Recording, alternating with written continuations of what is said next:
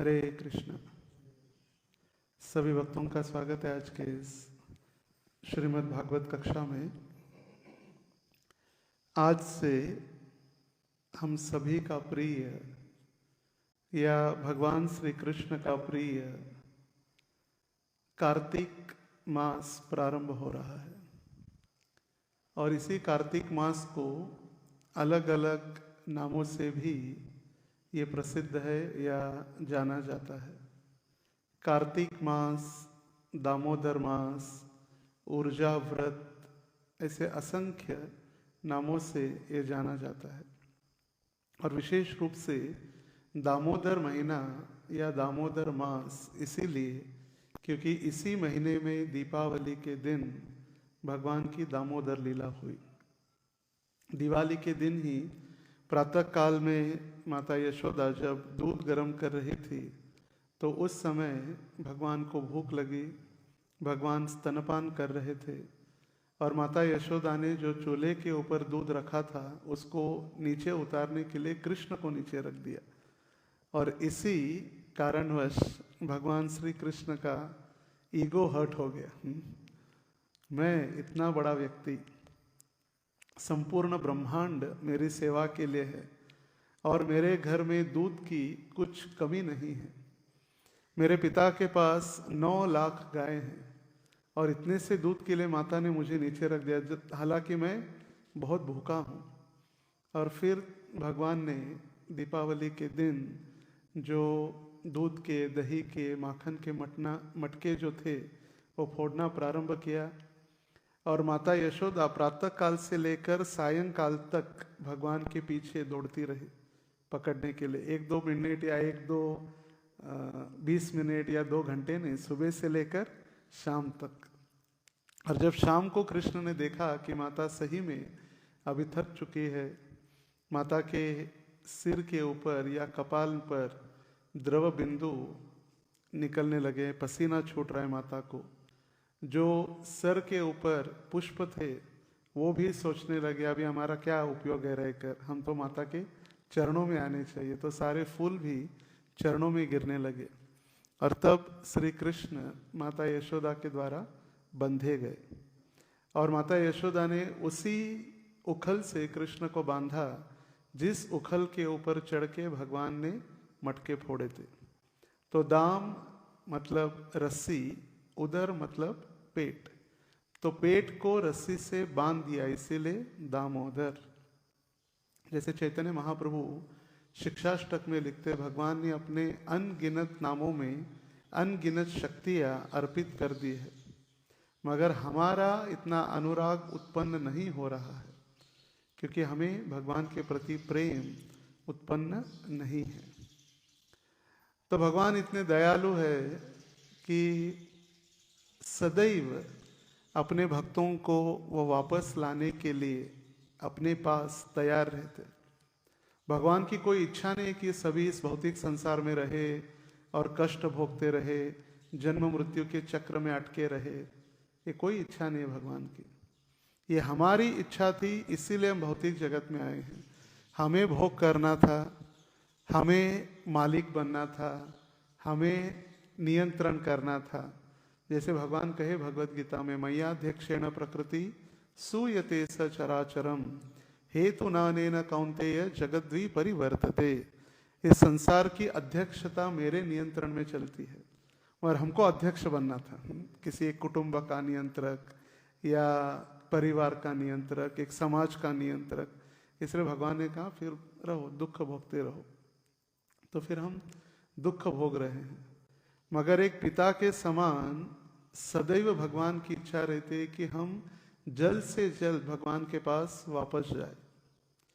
और ये जितने भी महीने हैं, वैसे तो भक्ति 12 महीने 2400 घंटे करनी चाहिए, मगर फिर भी कई सारे लोगों के पास समय नहीं है। लोग कहते हैं मरने के लिए फुर्सत नहीं महाराज, क्या करें। आप तो मंदिर बुला रहे, मरने के लिए फुर्सत नहीं, मगर मरने के लिए तो फुर्सत निकालनी पड़ेगी। तो उसी प्रकार जिन 12 महीनों के अधिष्ठाता, ये अंग्रेजी कैलेंडर की बात नहीं हो रही, वैदिक पद्धति जिसमें माधव मास, नारायण मास, ऐसे अलग अलग जो मास है, ये दामोदर मास के अधिष्ठाता भी दामोदर भगवान ही हैं, कृष्ण नहीं, विष्णु। विष्णु का जो दामोदर स्वरूप है वो इस महीने के अधिष्ठाता है। और ये महीना श्रीमती राधा रानी का है। राधा रानी के माता का नाम क्या था? कीर्तिदा, जो कीर्ति को देने वाली, और इसीलिए राधा रानी का नाम है कीर्ति। यश देने वाली यशोदा और कीर्ति देने वाली कीर्तिदा। तो कृतिका श्रीमती राधा रानी का नाम है और कीर्ति कीर्तिका। तो इसी शब्द से ये कार्तिक महीना भी राधा रानी का प्रिय महीना है, राधा रानी का महीना है। जैसे भगवान कहे मासाणाम मार्गशीर्षो अहम, महीनों में मार्गशीर्ष महीना मैं हूँ। तो इसी प्रकार ये महीना जो है ये श्रीमती राधा रानी का है। और राधा रानी का एक नाम है ऊर्जेश्वरी, जो सबको ऊर्जा प्रदान करती है आध्यात्मिक जीवन में प्रगति करने हेतु। राधा रानी के कृपा के बिना हम कृष्ण तक नहीं पहुंच पाते। और ये राधा रानी की कृपा हमें प्राप्त हुई है चैतन्य महाप्रभु के द्वारा। अलग अलग लोग अलग अलग देवी देवताओं की उपासना करते, जैसे पुराणों में जो सूर्य की उपासना करते उनको सूर्योपासक कहा गया है, जो शक्ति की उपासना करते उनको शाक्य कहा गया है, जो विष्णु की उपासना करते उनको वैष्णव कहा गया है, जो गणेश जी की उपासना करते उनको गाणपत्य कहा गया है, और जो शिव की उपासना करते उनको शैव कहा गया है। मगर इन सभी के परे एक गौड़ीय वैष्णव जो है श्रीमती राधा रानी की आराधना करते हैं। राधा रानी हमारी एक सरकार या राधा रानी के ही अधीन रहकर हम कृष्ण की सेवा कर सकते हैं। इसीलिए गौड़ीय संप्रदाय ये विशेष है क्योंकि ये राधा और कृष्ण की आराधना करते हैं। और ये महीना श्रीमती राधा रानी का महीना है। ऊर्जेश्वरी श्रीमती राधा रानी सभी को आध्यात्मिक जीवन में ऊर्जा देने वाली, शक्ति प्रदान करने वाली श्रीमती राधा रानी का ये महीना है। तो इसके विषय में एक श्रीमद् भागवत कथा हो सकती है, 7 दिवसीय, कार्तिक महीने की महानता या कार्तिक का महात्म्य। मगर हम प्रयास करेंगे कुछ अलग अलग शास्त्रों से इसका वर्णन, कार्तिक का महात्म्य जो दिया गया है। जो 12 महीने हैं, ये 12 महीने, वैसे हमने कहा कि 12 महीनों में हमें सदैव भक्ति में रत होना आवश्यक है। मगर कई सारे लोग जो कहते हैं हमारे पास समय नहीं है, या हम 12 घंटे काम करते हैं, या हमारा परिवार है, जिम्मेदारियां हैं बहुत सारी, तो भगवान कहे ठीक है, तो एक चातुर्मास, तो चातुर्मास में थोड़ी तपस्या करो और भगवान की प्राप्ति कर सकते हैं। फिर चातुर्मास, ये 4 महीने, ये चातुर्मास मतलब 4 महीने जो प्रारंभ होता है आषाढ़ से, देवशयनी आषाढ़ी एकादशी से लेकर आने वाले कार्तिक उत्थान एकादशी तक भगवान योग निद्रा में चले जाते हैं। हमारे जैसे नहीं, हम जब सोते हैं तो पूरा खत्म हो जाते हैं। सोना मतलब खोना, ऐसे लाल पूरी निकलती रहती है, पड़े रहते हैं, कपड़ों का कुछ ठिकाना नहीं होता, जैसे भी सोए उल्टे नीचे जैसे भी सो पड़ते रहते। मगर भगवान सोते हैं योग निद्रा में। यदि देखिए भगवान सोएंगे तो क्या होगा, भगवान के भय से ही ये हर रोज सूर्य और चंद्रमा उदित होते हैं, अस्त होते हैं। भगवान के भय से ये काल चल रहा है, समय, द टाइम, कालोस्मी भरत ऋषभ। भगवान के ही भय से ये वायु प्रवाहित हो रहा है, और वो भगवान यदि सो गए तो क्या होगा। मगर भगवान की निद्रा भी योग निद्रा कहा गया है। वो भगवान जब सोते हुए तब भी उनके कार्य चलते रहते, क्योंकि भगवान की इतनी अनंत शक्तियां है। परास्य शक्तिर विदिदैव श्रूयते स्वाभाविक ज्ञान बल क्रिया च न तस्य कार्यम करणम च विद्यते। भगवान की इतनी अनगिनत शक्तियों के कारण भगवान को कोई भी कार्य स्वयं नहीं करना पड़ता, उनकी शक्तियों के द्वारा। तो उनकी आह्लादिनी शक्ति ये श्रीमती राधा रानी है, जो उनको आनंद देने वाली। तो चातुर्मास नहीं तो कम से कम अधिक मास, चातुर्मास नहीं तो कम से कम अभी कार्तिक मास, तो जो लोग कहते हैं कार्तिक 1 महीना भी नहीं तो एटलीस्ट भीष्म पंचक आखिरी के 5 दिन तो तपस्या करे, मगर ये पूरा महीना हम सभी भक्तों के लिए विशेष बताया गया है और ये सभी काल का ही प्रभाव है। देखिए, जो अर्जुन महाभारत के युद्ध भूमि में अलग अलग अस्त्र और शस्त्रों के द्वारा, पशुपति अस्त्र जो शिवजी ने उनको दिया था, इन सभी अस्त्र शस्त्रों के द्वारा जो कुरुक्षेत्र के रणभूमि में कौरव थे, भीष्म पितामह थे, द्रोणाचार्य थे, उनके साथ लड़ने की उनकी शक्ति थी। क्यों? क्योंकि समय उस समय बलवान था। मगर वही अर्जुन एक दिन जब जंगल से जा रहा था तो उसको भिल्ल, जो आदिवासी लोग होते, उनको जंगल में पकड़ के उसको रस्सी से बांध दिया, क्योंकि समय खराब चल रहा था। तो सभी समय के ऊपर चलते रहता है। तो ये समय जो अभी हमें मिला है, ये सबसे अधिक पवित्र समय भगवान की भक्ति करने। ऐसे कर्मकांड की जैसे नहीं है कि ये चाहिए तो ये करो, अच्छी लड़की चाहिए तो दुर्गा की उपासना करो। अभी नवरात्रि में देख रहे, सभी नवरात्रि में देवी की आराधना करे, चप्पल नहीं पहनना, चलते हुए तुळजापुर जाना। क्यों? अच्छी पत्नी या संपत्ति, धन, कुछ पाने के लिए कुछ करना, ये दे दो, ये दे दो, ये दे दो। मगर शुद्ध भक्ति कुछ बिना प्राप्त किए, अहेतुकी अप्रतीयता ययात्मा सुप्रसिद्धति। हम भगवान की जो भक्ति करेंगे या तपस्या करेंगे, उससे भगवान से कुछ हम मांगते नहीं सिवाय उनके शुद्ध प्रेम, या उसको ही दूसरी भाषा में कहा जाए तो शुद्ध भक्ति, जो भगवान को आकर्षित कर सकती है। भक्ति रसामृत सिंधु में श्रील रूप गोस्वामी शुद्ध भक्ति के 6 लक्षणों का वर्णन करते हैं। शांद्रानंद विशेषात्मा, शुभदा, श्री कृष्णाकर्षिणी सह। तो अलग अलग जो वर्णन करते हैं। शुभदा, जब कोई व्यक्ति भक्ति करने लगता है तो उसके जीवन में शुभ कार्य घटने लगते हैं। भले हमको लगे भौतिक दृष्टि से ये गलत है, मगर आध्यात्मिक जीवन से उसके कार्य सारे शुभ होते हैं। मोक्ष लघुता कृत, जब कोई व्यक्ति शुद्ध भक्ति करने लगता है तो मोक्ष भी उसके सामने तुच्छ बन जाता है। शांद्रानंद विशेष आत्मा, ये विशेष आत्मा ही भगवान की शुद्ध भक्ति कर सकते हैं। और एक है श्री कृष्णाकर्षिणी सह, सिर्फ शुद्ध भक्ति ही भगवान को आकर्षित कर सकती है। हमारी सुंदरता, हमारा उच्च शिक्षण, हमारा ज्ञान, हमारी बुद्धिमत्ता, हमारा धन, ये कभी भी भगवान को आकर्षित नहीं कर सकता। यदि सारे लोग पेड़ पौधे या पत्ते खाकर यदि तपस्या करते और भगवान की प्राप्ति होती, तो जंगल में रहने वाले सभी प्राणियों को भक्ति प्राप्त हो जाती। सभी जंगल में जो खाते पत्ते, फूल, पत्ते, पौधे खाकर जी रहे, उनको कृष्ण प्राप्ति हो जाती, वैकुंठ चले जाते नहीं। क्योंकि पद्म पुराण में वर्णन बताया गया है, यथोक्त कारिणम दृष्ट्वा कार्तिक व्रतिनम नरम यमदूता पलायन्ते गजा सिंहार्दिता इवह। तो पद्म पुराण में नारद जी वर्णन कर रहे व्यास देव जी को, और व्यास देव जी ये पद्म पुराण में इस कार्तिक महात्म्य का वर्णन कर रहे। यथोक्त कारिणम दृष्ट्वा, जैसे यथोक्त यहाँ पर पद्म पुराण में या अन्य पुराणों में, स्कंद पुराणों में, अलग अलग शास्त्रों में जैसे वर्णन किया गया है, उसी प्रकार हमें इस कार्तिक व्रत का पालन करना है। अपने मन गढ़ंत से नहीं, मुझे अच्छा लगा चलो मैं वृंदावन का भाव प्रकट हो गया, मैं टिकट निकाल दिया, वृंदावन चला गया। वृंदावन जाके क्या किया? सो गया। या वृंदावन जाके क्या किया? इधर उधर घूमते रहा, प्रेम गली में प्रेम ढूंढते रहा, और कभी प्रेम नहीं मिलने वाला है।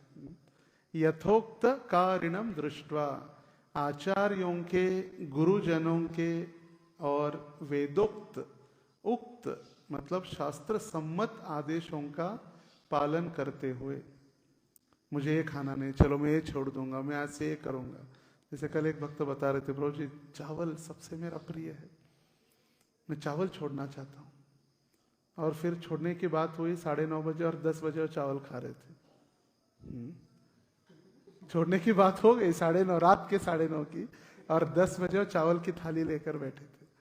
तो ऐसे नहीं, मन के आचार्य और गुरु के आशीर्वाद से शास्त्र सम्मत, जिसमें गुरु साधु और शास्त्र कहा गया है। यथोक्त कारणम दृष्टवा कार्तिक व्रतिनम नरम, ये कार्तिक व्रत नरों के लिए है। नर मतलब मनुष्यों के लिए, प्राणियों के लिए नहीं। और जो व्यक्ति इस कार्तिक व्रत का पालन नहीं करता वो फिर प्राणी है या पशु के समान है। कार्तिक व्रतिनम नरम, ये कार्तिक व्रत सभी मनुष्यों के लिए है। यमदूता पलायन्ते गजः सिंहार्दिना इव, और जो कार्तिक व्रत का पालन करता है, यदि कुछ कारणवश वो भगवान का स्मरण नहीं कर पाता अंततो गत्वा, या मृत्यु के समय में, और वहां पर यदि यमदूत आ जाए, वो यमदूत उसी समान भाग जाते हैं जैसे सिंह गर्जना से हाथी भाग जाते हैं। जंगल में हाथियों का एक बहुत बड़ा ग्रुप होता है, झुंड, हाथी का झुंड। मगर जब नृकेशरी सिंह, जो जंगल के राजा है, जब बहुत जोर से दहाड़ते हैं तो सारे हाथी भाग जाते हैं रक्षा के कारण। तो उसी प्रकार यमदूता पलायन्ते, यमदूत भाग जाते हैं। पलायन्ते मतलब भाग जाना। गजः सिंहार्दिना इव, जिस प्रकार सिंह के गर्जना से हाथी भाग जाते हैं।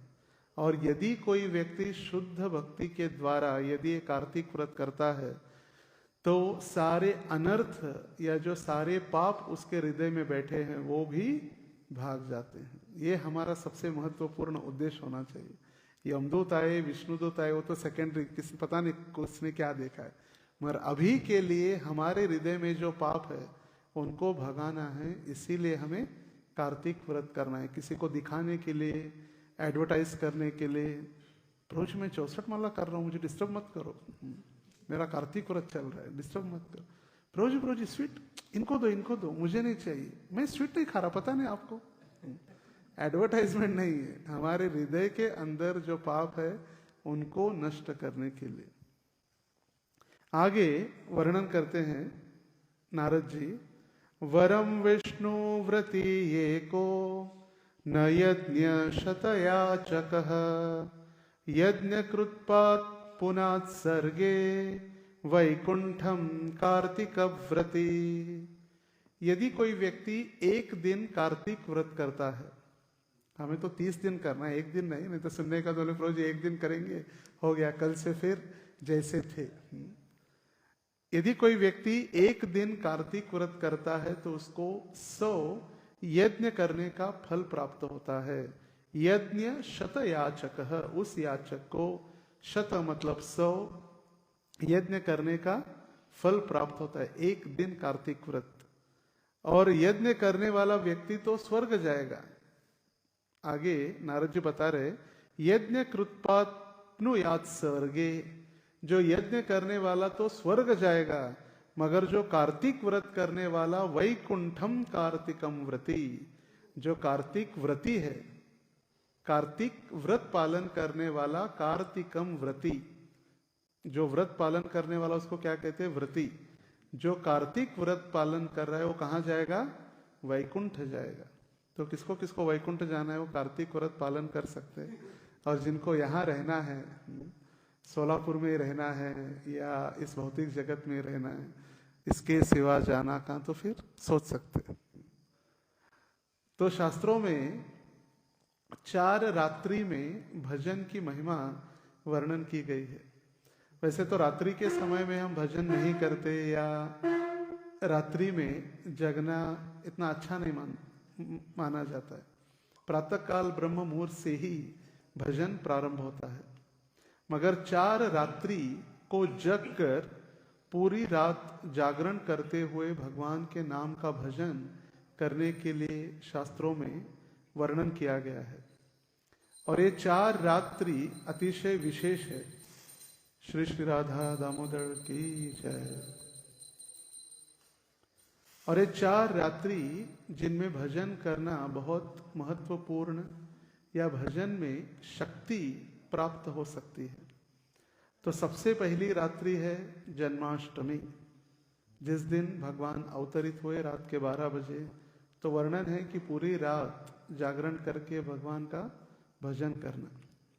दूसरा, शरद पूर्णिमा की रात, जिस दिन भगवान भी नहीं सोते। क्यों नहीं सोते भगवान? क्योंकि रास लीला कर रहे, महारास।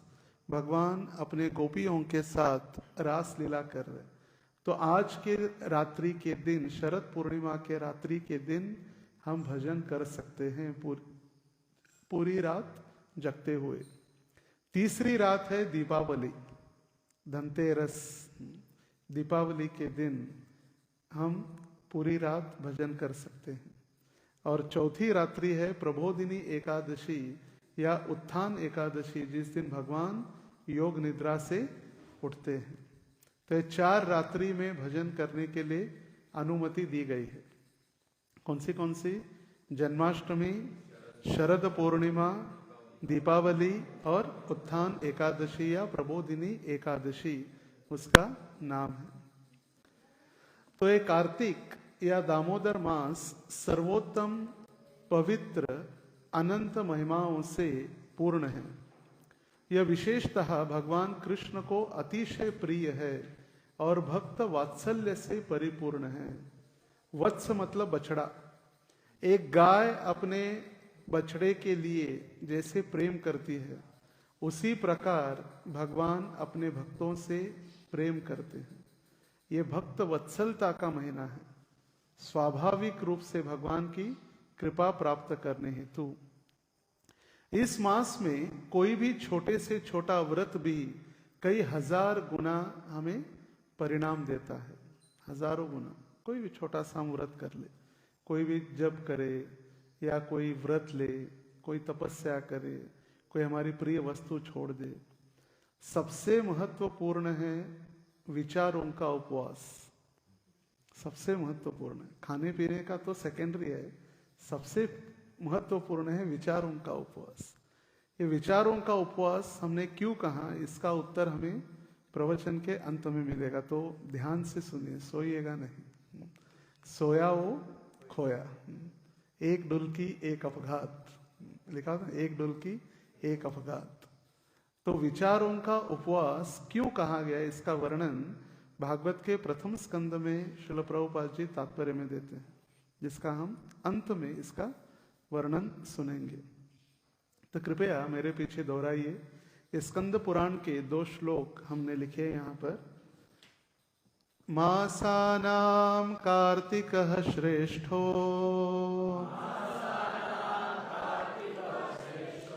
देवानां मधुसूदनः तीर्थनारायणाख्यं हि त्रितयं दुर्लभं कलो न कार्तिसमो मासो न कृतेन समं युगम् न वेद सदृशं शास्त्रम् न तीर्थ गंगया समम्। मासानाम कार्तिकः श्रेष्ठो, सभी मासों में कार्तिक श्रेष्ठ है। देवानाम मधुसूदनः, मधु नामक असुर को जिन्होंने उद्धार किया वो मधुसूदन, या जिनका मुखारविंद कमल के पुष्प के समान है। जैसे भागवत के 12वें स्कंद के 13वें अध्याय में जो भागवत का सार या भागवत की महिमा का वर्णन किया गया है, उसमें भी वर्णन आता है, निम्न गानाम यथा गंगा देवानाम अच्युतो यथा वैष्णवानाम यथा शंभु पुराणानाम इदम तथा। निम्न गा मतलब नदियां, सारी नदियों में श्रेष्ठ है गंगा। देवानाम अच्युतो यथा, अच्युत श्री कृष्ण भगवान सभी देवताओं में श्रेष्ठ है। उसी प्रकार वैष्णवानाम यथा शंभु, सारे वैष्णवों में शंभु शिवजी श्रेष्ठ है। और पुराणानाम इदम तथा, ये भागवत पुराण श्रेष्ठ है।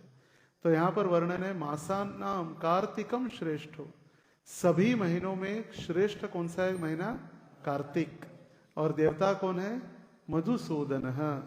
तीर्थ नारायणाख्यम ही, जैसे सारे तीर्थों में यदि कोई व्यक्ति भ्रमण करता है, उसी तीर्थ यात्रा के समान त्रितयम दुर्लभव कलो, भगवान विष्णु एवं विष्णु तीर्थ के सदृश ही कार्तिक मास को श्रेष्ठ और दुर्लभ बताया गया है।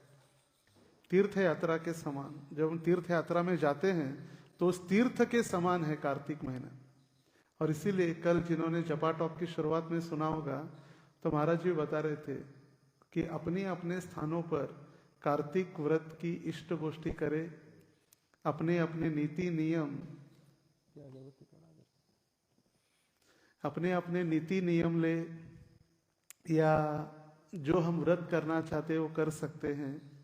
अच्छा है कि हम ब्रज वृंदावन धाम में जाए। अगर नहीं जा पाते तो महाराज जी ये भी कहे गोविंद धाम, जो नोएडा में महाराज जी थे, गोविंद धाम, और दूसरा व्रज धाम के महाराज जी ने याद की। तो ये भी वृंदावन से अभिन्न है। क्यों? क्योंकि साक्षात राधा दामोदर यहाँ पर विराजमान है, और जहाँ राधा दामोदर है वहाँ गोकुल वृंदावन है। वृंदावन एक भावना है, स्थान तो है ही मगर भावना भी है। हम वृंदावन जाके यहाँ वहां पर जाके यदि झगड़े करेंगे, इंद्रिय तृप्ति करेंगे, उससे अच्छा हम यहाँ रह के भक्ति करें। जैसे कल हम बता रहे थे, श्रील प्रभुपाद जी के एक शिष्य बहुत झगड़ा करते थे सभी के साथ, तो सब भक्त परेशान हो गए, कितना झगड़ा करता है व्यक्ति। तो सभी ने मिलकर प्रभुपाद जी को कंप्लेंट किया, प्रभुपाद जी व्यक्ति बहुत झगड़ा करता है, क्या करें? तो प्रभुपाद जी ने उनको बुलाया, बोले इधर आओ। बोले तुम हरिद्वार और ऋषिकेश चले जाओ। बोले क्यों प्रभुपाद? बोले भक्तों के साथ झगड़ने से अच्छा वहां पर जो मायावादी है, जो कृष्ण अपराधी है, उनसे झगड़ते रहो। हरिद्वार और ऋषिकेश में जाके जो मायावादी है उनसे झगड़ते रहो। तो यहाँ हम रह के यहाँ भी वृंदावन जैसी भावना रखते हुए ब्रज में रह सकते हैं, यदि हमारी भावना ठीक है तो। नहीं तो फिर वृंदावन में भी जाकर फिर वही आलू टिक्की, मूंग का चिला, लस्सी, बांके बिहारी की गली और एक परिक्रमा, फिर परिक्रमा में गिरिराज मिष्ठान भांडार दिख ही जाता है, हो गई वृंदावन यात्रा। तो मासाणाम कार्तिक श्रेष्ठो। आगे बता रहे, न कार्तिक समो मासो न कृते न समम युगम, न वेद सदृशम शास्त्रम न तीर्थ गंगया समम। कार्तिक के समान दूसरा कोई मास नहीं है, सत्य युग के समान कोई युग नहीं है, वेदों के समान कोई शास्त्र नहीं है, और गंगा के समान कोई तीर्थ नहीं है। ये कितनी गंगा की महिमा है। अब देखिए, गंगा की महिमा वैसे आध्यात्मिक दृष्टि से भी और भौतिक दृष्टि से भी, भौतिक नहीं कह सकते मगर साइंटिफिक दृष्टि से भी, कोई भी पानी आप रखिए उसमें अंदर गंदगी आ जाएगी, कीड़े आ जाएंगे, या शेवाड़ जिसको कहते हैं वो आ जाता है। और गंगा के पानी में कभी भी कीड़े नहीं होते, सालों साल हम ऐसे उसको रख सकते। घर में रखते ना गंगा जल, कोई मरते वक्त अगर 2 बूंद डाल दिया भाई, उद्धार हो जाएगा। क्योंकि ऑक्सीजन लेवल गंगा के पानी में इतना हाई है, इसीलिए कभी भी उसमें कीड़े या कीटक उत्पन्न ही नहीं होते। वो तो एक शास्त्रीय कारण हो गया, मगर शास्त्र में वर्णन है कि गंगा के समान कोई भी नदी या तीर्थ नहीं है। कार्तिके हम करिष्यामि प्रातः स्नान जनार्दन, प्रीत यथा देव देवेश दामोदरम मया सह। कार्तिक भगवान कृष्ण को दीप दिखाने का उत्सव है, और माता यशोदा द्वारा रस्सियों से उखल में बांधे गए भगवान कृष्ण दामोदर का गुणगान करने का मास है। और इसीलिए हम हर रोज पूरा महीना दामोदर अष्टकम गाकर चिंतन करते हैं। हमें इस महीने में एक व्रत में सुबह जब जप कर रहा था, या उसके पहले जब मैं आरती कर रहा था तब देख रहा था या चिंतन कर रहा था, कम से कम इस महीने में हम जो गा रहे, जो श्लोक उच्चारण कर रहे, जो आरती हम गा रहे, या जो हम प्रार्थना कर रहे, वो हम ध्यान से सुने और उसका अर्थ का चिंतन करें। हम क्या करते, खड़े तो रहते वेदे का जार चरी, तो क्या है ही नहीं, अर्थ हमारा ध्यान ही नहीं रहता। गा तो रहे, जैसे सुबह मंगल आरती में भी गा तो रहे, वंदे गुरु श्री चरणारविंदम श्री विग्रह आराधन नित्य नाना श्रृंगार तन मंदिर मार्जनार्दो। इसका अर्थ का चिंतन करते हुए गाए, एक व्रत हो सकता है, सबसे शक्तिशाली व्रत है ये। हम जो गा रहे उसका हमें ध्यान है तो उसका बेनिफिट ज्यादा होगा। जैसे उदाहरण के तौर पर, एक यदि डायमंड या हीरा है, हीरे की कीमत छोटे बच्चे को नहीं, उसको खेलने के लिए, वो बोले खेलने के लिए, वो खेलेगा, मुंह में डालेगा, उसको कहीं पर घिसते रहेगा। मगर जिस व्यक्ति को उसकी पहचान है, वैल्यू है, उसको पता है कि हीरा कितना कीमती है, तुरंत वो जाके अलमीरा में रख देगा, बराबर। तो यदि हम ध्यान देकर गाएंगे और प्रयास करेंगे कि हम उसी सुर और ताल में गाए जो हमें आचार्यों के द्वारा बताए गए हैं, प्रातःकालीन ट्यून, मध्याह्न ट्यून, सायंकाल या श्लोकों के उच्चारण, और उसका फिर अर्थ के साथ। तो अर्थ के साथ यदि हम गाएंगे तो उसको बहुत शक्ति हमें प्राप्त होगी। जैसे दामोदर अष्टकम यहाँ पर बताया गया है, ये महीना प्रीत यथा तव देवेश दामोदरम मया सह, दामोदर के गुणगान करने का ये महीना है। जिन दामोदर को भगवान को रस्सी से बांधा गया, तो जब सत्यव्रत मुनि लिख रहे, सत्यव्रत मुनि के द्वारा जो दामोदर अष्टकम लिखा हुआ है, तो हम गाते हुए हम उसका चिंतन भी करें कि क्या लिख रहे। नमामीश्वरम सच्चिद आनंद रूपम, तो क्या कह रहे, नमाम ईश्वरम, मैं नमस्कार कर रहा हूं किसको, सच्चिद आनंद जो स्वरूप है उनको। रुदन्तमोहो नेत्रम योगमं रुजन्तम कराम्भोज योगमेन शान्तंक नेत्रम। तो भगवान रो रहे, अपने दोनों हाथों से मसल रहे अपने आंखों को, तो पूरा काजल भगवान के जो लाल गाल है उसके ऊपर पूरा भी काला काला, और इसका चिंतन। नमो राधिकाय त्वदीय प्रियाय, नमो अनंत लीलाय देवाय तुभ्यम। और उसके पहले सत्यव्रत मुनि नमस्कार कर रहे, किसको, उस रस्सी को, जो रस्सी भगवान के पेट को बांध सके। और फिर राधा रानी को नमस्कार कर रहे, हे राधा रानी, आपकी ऐसी अनंत लीलाएं चल रही है। ऐसे दामोदर अष्टकम में या ऐसे आनंद के कुंड में गोते लगाने के लिए कह रहे सत्यव्रत मुनि। तो ये सबसे पहला व्रत हम सभी भक्त ले सकते हैं। हम जो भी गा रहे उसका ध्यान से चिंतन हो। जैसे कभी कभी मंगल आरती में खड़े थे, मृदंग बजाते नहीं है, अपने पैरों पर चलते रहता मृदंग। इसका मतलब हम क्या गा रहे उसका चिंतन हम नहीं है। जो मृदंग बजा रहे वो गाते नहीं है, सिर्फ बजा रहे, इसका मतलब उनका ध्यान कीर्तन में नहीं है। जो गाने वाला है उसके ऊपर चिंतन न करते, अपना ही वो प्रदर्शन चलते रहता है। इसलिए जबरदस्ती फिर गाने वाले को स्पीड में गाना होता है, वो साथ नहीं दे रहे, उसको भगा रहे। तो ये यदि हम ध्यान देंगे हम क्या कर रहे, कहाँ खड़े हैं, जैसे भगवान यहाँ पर उपस्थित है, ऐसे नहीं कि सिर्फ वो मूर्ति है या पत्थर है। तो हर रोज हम प्रणाम करते हुए जो मंत्र गा रहे या प्रणाम मंत्र बोल रहे उसका हम चिंतन करें। तव ध्यानेन देवेश जालिशिंस्तनुमुद्धतः त्वता प्रसादात् चपे पापम दामोदर विनश्यति। हे देवराज, आपके ध्यान से मैं जलाशय में स्नान करने के लिए अभी खड़ा हूं, और हे दामोदर, आपकी कृपा से ही मेरा पाप नष्ट हो जाएगा। इस कार्तिक व्रत में तीर्थ स्थान में या जलाशय में स्नान करने का महत्व है। जैसे चंद्रभागा, गंगा जी, यमुना जी, राधा कुंड। तो जब हम स्नान करने के लिए खड़े होंगे तो हमें प्रार्थना करना, हे देवराज, आपके ध्यान से ही, आपका ध्यान करते हुए मैं जलाशय में खड़ा हूं, और आपकी कृपा से ही मेरा पाप नष्ट होने वाला है। पानी में जाकर कूदना नहीं है। एक बार जब हम नए नए थे तो कई सारे युवक पानी में चंद्रभागा नदी में नहा रहे थे, स्विमिंग कर रहे थे।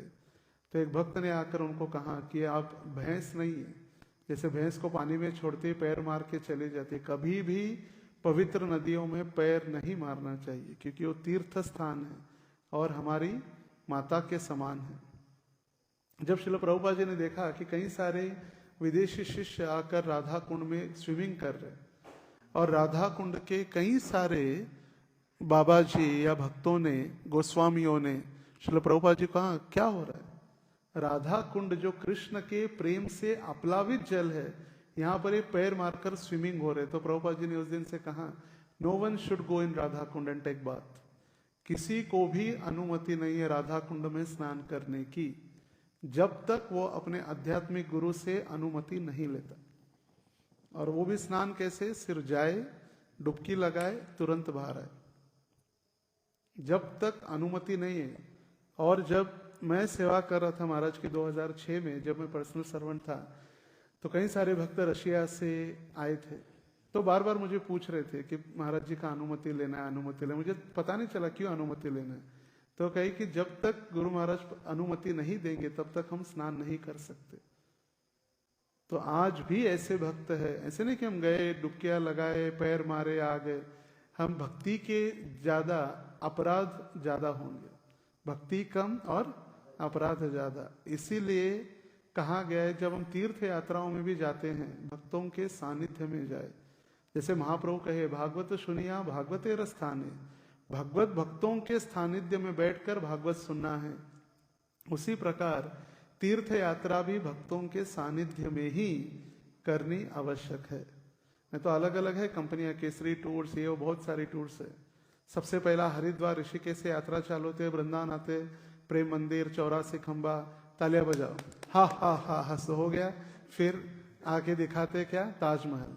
फिर सबसे लास्ट में ताजमहल दिखाई देता है और वही दिमाग में, अपने बुद्धि में स्थिर हो जाता है, घर वापस आ जाता है। हरिद्वार भी गया, गंगा भी गई, यमुना भी गई, और फिर एक स्मशान भूमि अपने सर में, दिमाग में लेकर आ जाता है। तो इसीलिए भगवत भक्तों के सानिध्य में ही यात्राएं होती है, जहां पर कृष्ण लीला कहाँ हुई, क्या लीला भगवान ने की, फिसलनी शिला, टेर कदम, क्या हुआ वहां पर। आज भी बमसी वट में यदि कोई प्रेम से, शुद्ध मन से, हृदय से कान लगाएगा वंशी वट को, तो आज भी बांसुरी सुनाई देती है। आज भी कृष्ण वहां पर बांसुरी बजा रहे बमसी वट पर, और वो सुनाई देती है। आगे बताया जा रहा है, न प्रेम श्रवणादिर भक्तिर अपि वा योगो वैष्णवो, ज्ञानम वा शुभ कर्म वा कियाद अहो सज जातिर अपि अतिस्त्वा, हिमर्थाधिका साधके त्वयि तथाप्य अचेद्य मूला सती, हे गोपी जन वल्लभम व्यथयते हा हा मदशैव मम। एक भक्त भगवान से प्रार्थना करे, इतना कार्तिक की महिमा है, इतने आपकी भक्ति का गुणगान है, हे भगवान प्रेम के प्रति मैं दीन हूं और मेरे पास भक्ति के विषय में सुनने के लिए कोई संपत्ति नहीं है, नहीं मुझे भक्ति के विज्ञान की कोई समझ है, नहीं ज्ञान की कोई शक्ति है, ना आपके नाम के प्रति मेरी आसक्ति है। मैं किसी उच्च कुल में भी पैदा नहीं हुआ हूं, फिर भी हे व्रज देवियों के प्रिय, मैं अभी भी आपको प्राप्त करने की आशा रखता हूं, और ये आशाएं मुझे हमेशा परेशान करती है। आशा है आज भी, और इसी आशा से मैं व्यथित हो जाता हूं कि कब आपकी कृपा होगी। ना मेरा उच्च कुल में और ये भक्त हम ही हैं, हमारी वही परिस्थिति है, ना उच्च कुल में जन्म है, ना ज्ञान है, ना भक्ति है, ना भगवान के नाम के प्रति आसक्ति है। फिर भी भगवान ने कहा है कि नमे भक्त्या प्रणश्यति, मैं आपका रक्षण करने वाला हूं, और इसीलिए मैं व्यथित हो जाता हूं कब भगवान आपकी मेरे जैसे बद्ध जीव के ऊपर कृपा होगी। भविष्य पुराण में वर्णन किया गया है भविष्य पुराण की कथा के अनुसार एक बार कार्तिक महीने में श्री कृष्ण को राधा जी ने कुंज में मिलने के लिए आने के लिए कहा। जो कुंज है, अलग अलग सेवा कुंज, ये कुंज मतलब छोटे छोटे जहां पर पेड़ है, गार्डन। तो राधा रानी ने कृष्ण को बुलाया था, मगर राधा रानी को मिलने के लिए आने के लिए कृष्ण को विलंब हो गया और फिर राधा रानी क्रोधित हो गई और उसी कुंज में जो लता पता का ना, लताएं जो मनी प्लांट होता है जैसे, तो ऐसे लताओं की रस्सी बनाकर कृष्ण को बांध दिया राधा रानी ने इसी कार्तिक महीने में। और जब राधा रानी को पता चला कि यशोदा ने कृष्ण को कुछ महत्वपूर्ण कार्य बताए थे और इसीलिए उनको आने के लिए विलंब हुआ, और जब वस्तु स्थिति पता चली तो राधा रानी लज्जित हो गई और तुरंत उन्होंने कृष्ण को बंधन से मुक्त कर दिया और क्षमा याचना की। और इसीलिए ये मास सिर्फ दामोदर मास ही नहीं, राधा दामोदर नाम से भी प्रसिद्ध है, राधा दामोदर मास, क्योंकि राधा रानी ने भी भगवान को रस्सी से बांध दिया था कुंज की गलन में। फिर पद्म पुराण में वर्णन है, पद्म पुराण के उल्लेख के अनुसार पूर्व जन्म में आजीवन, पूरा जीवन एकादशी और कार्तिक व्रत का अनुष्ठान करने से सत्यभामा को कृष्ण की अर्धांगिनी होने का सौभाग्य प्राप्त हुआ। देखिए, सिर्फ एकादशी आजीवन, सब कुछ खाके नहीं, आजीवन एकादशी लिखा है स्पष्ट रूप से, आजीवन एकादशी और कार्तिक व्रत का अनुष्ठान करने से सत्यभामा को कौन सा सौभाग्य प्राप्त हुआ? भगवान की अर्धांगिनी पत्नी बन गई। व्रत और तप की दृष्टि से कार्तिक मास को परम कल्याणकारी और दुर्लभ कहा गया है। स्कंद पुराण में कार्तिक के महात्म्य के बारे में नारायण ने ब्रह्मा को, ब्रह्मा ने नारद को और नारद ने महाराज पृथु को अवगत कराया था। पद्म पुराण के अनुसार रात्रि में भगवान विष्णु के समीप जागरण, प्रातः काल स्नान करके तुलसी की सेवा, दीपदान, ये सभी कार्तिक मास के नियम हैं। कौन से नियम हैं? रात्रि में जागरण, जितना हो सके अधिक से अधिक जप, प्रातः काल ब्रह्म मुहूर्त में स्नान, तुलसी की सेवा, दीपदान, ये नियम है। इस मास के दौरान विधि पूर्वक स्नान, पूजन, भगवत कथा श्रवण, संकीर्तन किया जाता है। इस समय वारुण स्नान यानी जलाशय में स्नान करने का विशेष महत्व है। वारुण स्नान मतलब तीर्थ स्थानों में जाकर, जहां पर बहता पानी है, जैसे राधा कुंड है, श्याम कुंड है, या गंगा जी है, यमुना जी है, चंद्रभागा, तीर्थ स्थानों में जाकर स्नान करना। भक्तगण ब्रज में इस माह के दौरान राधा कुंड में स्नान एवं परिक्रमा करते हैं। नमो नमस्ते तुलसी पापम हर हर प्रिय, ये मंत्र है, ध्यान से सुनिए। नमो नमस्ते तुलसी पापम हर हरि प्रिय, मंत्रोच्चारण करते हुए तुलसी की पूजा की जाती है। नमो नमस्ते मतलब मैं नमस्कार कर रहा हूं, किसको? तुलसी को। पापम मेरे पाप हर लीजिए, आप कौन है? हरि प्रिय, आप हरि की प्रिया है। इस मंत्रोच्चारण करके तुलसी की पूजा की जाती है। माना जाता है दामोदर मास में राधा के विधि पूर्वक पूजन से भगवान श्री कृष्ण प्रसन्न होते हैं, क्योंकि राधा को प्रसन्न करने से सभी उपक्रम भगवान दामोदर को अत्यंत प्रिय है। जो राधा रानी को प्रसन्न करता है उसके ऊपर भगवान प्रसन्न हो जाते हैं। 1972 वर्ष 1972 में 15 अक्टूबर को कार्तिक प्रारंभ हो गया और श्रील प्रभुपाद जी उसी समय वहां पर पहुंचे थे, कार्तिक जब प्रारंभ हो ही रहा था। और श्रील प्रभुपाद जी राधा दामोदर मंदिर में 1 महीना रहे और भक्ति रसामृत सिंधु के ऊपर प्रवचन दिए, पूरा महीना, एवरीडे। अनाउंसमेंट नहीं होता था आज का श्रीमद् भागवतम क्लास ये देंगे वो देंगे, नहीं, हर रोज। देखिए, राधा दामोदर वृंदावन धाम, राधा दामोदर मंदिर, और श्रील प्रभुपाद जी, देखिए दामोदर से कितना संबंध है। सिर्फ कार्तिक का ही नहीं, श्रील प्रभुपाद जी भी कोई मंदिर में रह सकते थे। वृंदावन में इतने असंख्य मंदिर है, 5000 मंदिर तो सिर्फ वृंदावन की भूमि में है। तो प्रभुपाद जी पूरा महीना कार्तिक कहाँ रहे? राधा दामोदर मंदिर में। और हर रोज भक्ति रसामृत सिंधु पर प्रवचन करते। और उसी वर्ष परम पूज्य लोकनाथ स्वामी महाराज जी के हरिनाम दीक्षा भी हुई 1972 बहुलाष्टमी के दिन। तो श्री प्रभुपाद जी जब प्रवचन किए तो प्रवचन के उपरांत एक भक्त ने पूछा, प्रभुपाद जी इस ऊर्जा व्रत जिसका आपने कहा कार्तिक मास, इसको कैसे पालन कर सकते हैं? तो प्रभुपाद जी उत्तर दिए, इसको कैसे मनाया जाए? प्रभुपाद जी कहे 24 घंटे जप करना और कीर्तन करना, न खाना न सोना, ना खाना ना सोना, सिर्फ 24 घंटे कीर्तन करना और जप करना। तो श्याम सुंदर प्रभु तुरंत जप करेंगे हरे कृष्ण प्रभु जी, वो यही है, खाना नहीं ना सोना नहीं।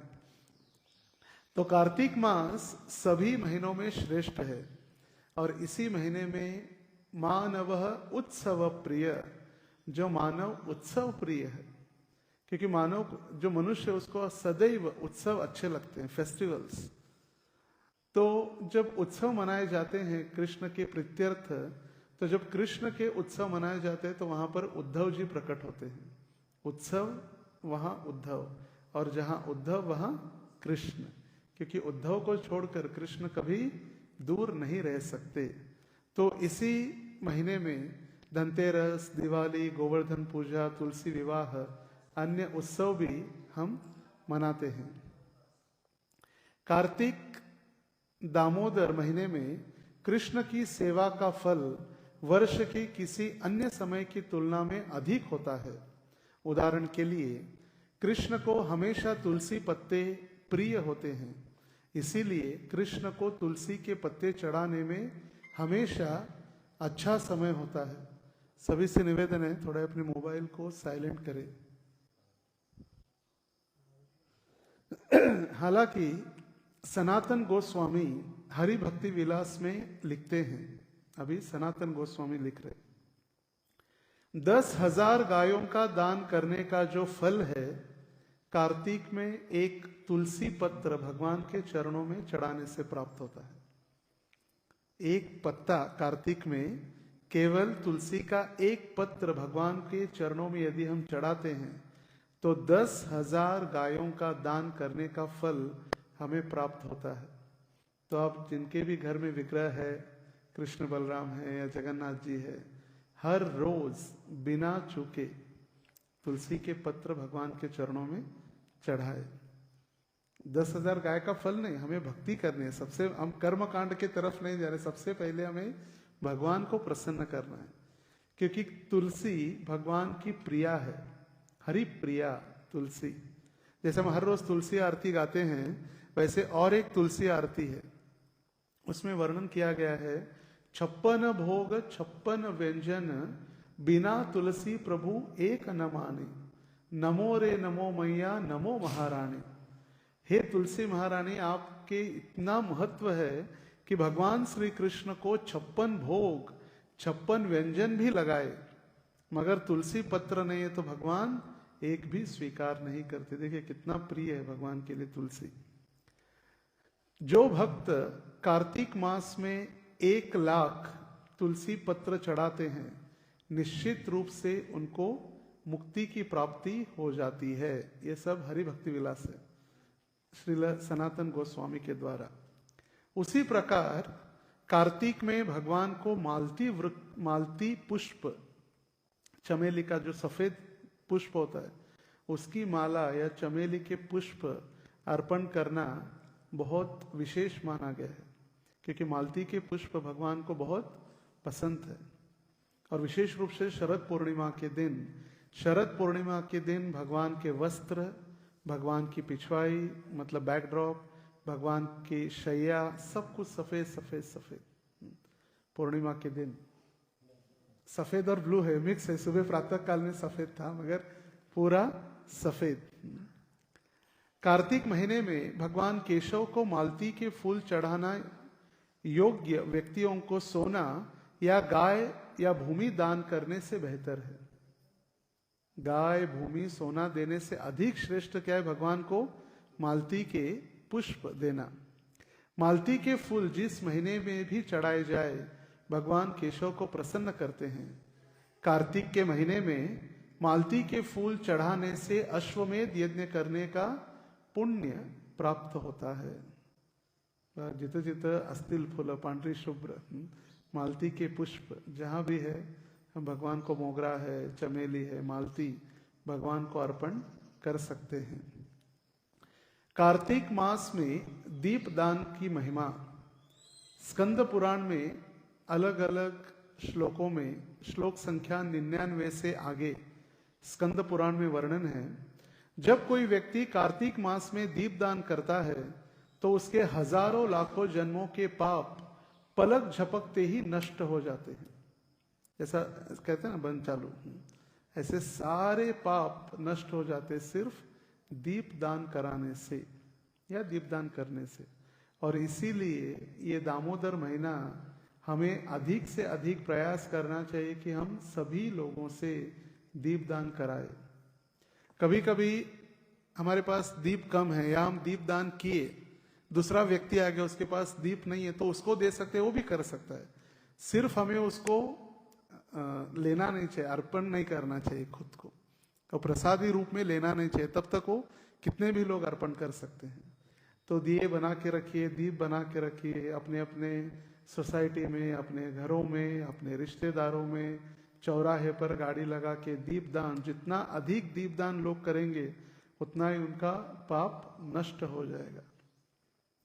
भगवान केशव को प्रसन्न करने के लिए दीप दान की महिमा सुने। हे ब्राह्मणों के राजा, जो व्यक्ति इस तरह दीपदान करता है वह इस दुनिया में दोबारा जन्म नहीं लेता, पुनर्जन्म न विद्यते। देखिए दीपदान के कार्तिक महीने में कितनी महिमा है। कोई भी जहां भी हो, हर रोज दीपदान करना ही है, चाहे मंदिर आए, अपने घर में रहे, कोई भी कितनी भी व्यस्त सेवा में रहे। जैसे मैंने कहा, मरने के लिए फुर्सत हो न हो चलेगा, मगर दीपदान के लिए फुर्सत निकालनी ही है। और विशेष रूप से जो मंदिर में है, सायंकाल 6:30 बजे अपनी सारी सेवा समाप्त करके, चाहे वो गृहस्थ हो, ब्रह्मचारी हो या यूथ्स हो, जो भी मंदिर के प्रांगण में है, मंदिर में दीपदान और दामोदर अष्टक के लिए पहुंचना अनिवार्य है। कार्तिक मास में दीपदान करने से सूर्य ग्रहण के समय कुरुक्षेत्र में स्नान करने या चंद्र ग्रहण के समय नर्मदा में स्नान करने का फल से 10 करोड़ गुना अधिक पुण्य प्राप्त होता है। कुरुक्षेत्र में सूर्य ग्रहण के समय में स्नान करना बहुत पवित्र माना गया है। ब्रह्म सरोवर, साक्षात द्वारकाधीश अपनी 16,108 रानियों को लेकर गए थे। कहाँ?